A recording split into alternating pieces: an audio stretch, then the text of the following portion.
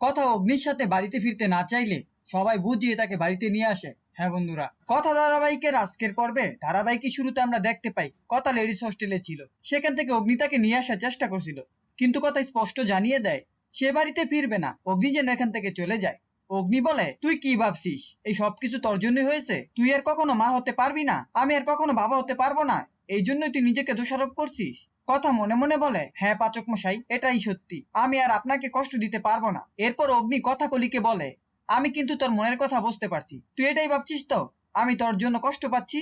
তুই যদি আমার জীবন থেকে চলে যাস তাহলে আমার সব কষ্ট শেষ হয়ে যাবে। কথা বলে, হ্যাঁ আমি আপনাকে মুক্তি দিতে চাই। এ কথা শুনে অগ্নি ভীষণ আঘাত পায়। সে কথাকে বলে, আমাদের কিটো চলে যাওয়াতে আমি কি কষ্ট পেয়েছি? আমার মনের ভিতর কি হচ্ছে আমি সেটা তোকে বুঝাতে পারবো না, কিন্তু তুই না থাকলে আমি ভালো থাকতে পারবো না। প্লিজ কথা, তুই ফিরে চল।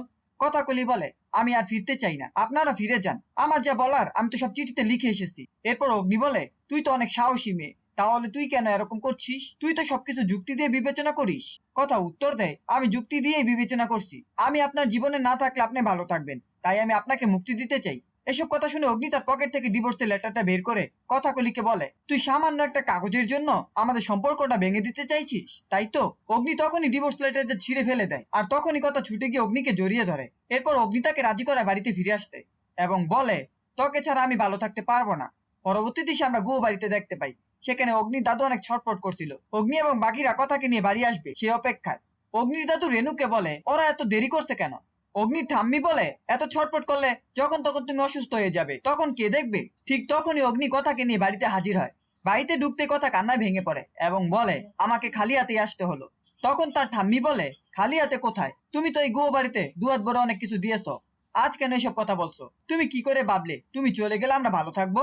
ঠাম্মির মুখে এসব কথা শুনে কথা কিছুই বলতে পারে না, শুধু কাঁদতে থাকে। এরপর অগ্নির ঠাম্মি বড় বৌমাকে বলে, কথার জন্য গরম দুধ নিয়ে এসো। তিনি কথাকে উদ্দেশ্য করে বলেন, তুই চলে যাওয়ার পর কর্তামশাই কতটা কষ্ট পেয়েছে তুই কি জানিস? তখন কথা দাদুর কাছে চলে গিয়ে বলে, আমি আর কখনো এইভাবে চলে যাব না দাদু। অগ্নির দাদু বলে, তোমাকে আমরা যেতে দিলে তো তুমি যাবে। এরপর অগ্নি এসে কথাকে বলে, উপরে চল, একটু বিশ্রাম নিবি। কিন্তু অগ্নির দাদু বলে, এখন একটু নিজের স্ত্রীর প্রতি খেয়াল রাখো, যত্ন নেও। অগ্নি রেগে গিয়ে বলে, সব সময় আপনি কেন আমাকেই দোষারোপ করেন? ঠিক তখনই অগ্নির মা এসে পরিস্থিতি সামলে নেয়। তিনি অগ্নির হাতে দুধের গ্লাস দিয়ে বলে, কথাকে নিয়ে উপরে যাও। শেষ দৃশ্যে দেখা যায় কথা যখন উপরে যাচ্ছিল তখন চিত্রা তার মাথায় হাত বুলিয়ে দিয়ে ইশারায় উপরে যেতে বলে। এরপর চিত্রা মনে মনে বলে, যতই তুমি হাসো না কেন কথা কলি, তুমি তোমার সন্তানকে আর ফিরে পাবে না। এই গুহ বাড়ি সবাই জানে তোমার সন্তান মৃত, আর এই বাড়ির প্রথম বংশধর হবে আমার অঙ্কিতের সন্তান। এতদিন আমার স্বপ্ন পূরণ হতে চলেছে।